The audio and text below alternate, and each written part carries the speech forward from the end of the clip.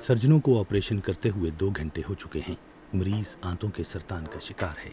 ये ऑपरेशन अभी मजीद कम से कम 4 घंटे जारी रहेगा।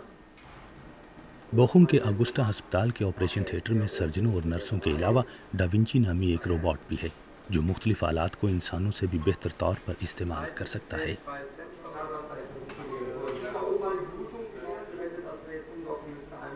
रोबोट का कंट्रोल चीफ सर्जन बेनो मन के पास है। वो अपनी नक्ल हरकत से मरीज के जिस्म के अंदर सरगर्म रोबोट के बाजुओं को कंट्रोल कर रहे हैं।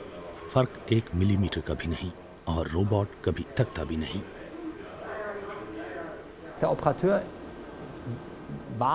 ऑपरेशन मैं ही करता था और करता हूँ। रोबोट ने मेरा काम आसान कर दिया है। मरीज के जिस्म के अंदर ये ठीक उसी जगह वही काम करता है जहाँ मैं जो कुछ भी करना चाहता हूँ।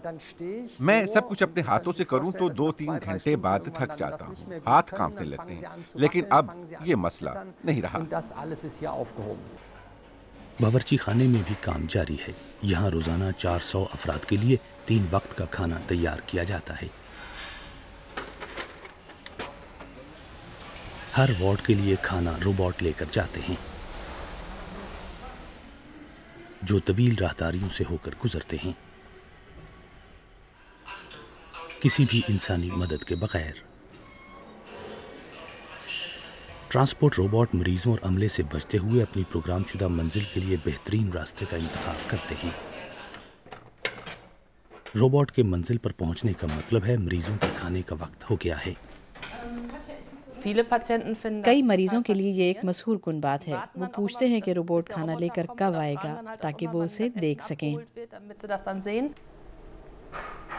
ट्रांसपोर्ट रोबोट ने 20 अफराद की जगह ले ली, लेकिन किसी मुलाजिम को निकाला नहीं गया। मकसद कुछ और ही था। आजकल बाकायदा तरबियत याफ्ता नर्सें बआसानी नहीं मिलती। ऐसी नर्सों से मरीजों की तिब्बी देखभाल के अलावा खाने की ट्रांसपोर्ट जैसे काम लेना गैर ज़रूरी है। इसीलिए सोचा गया कि ये काम कौन कर सकता है, तो हमने ये जिम्मेदारी ट्रांसपोर्ट रोबोट को सौंप दी। इस अस्पताल में जल्द ही मरीजों का ब्लड प्रेशर या टेम्परेचर मापने जैसे मामूल के कामों में मुआवनत भी रोबोट ही किया करेंगे।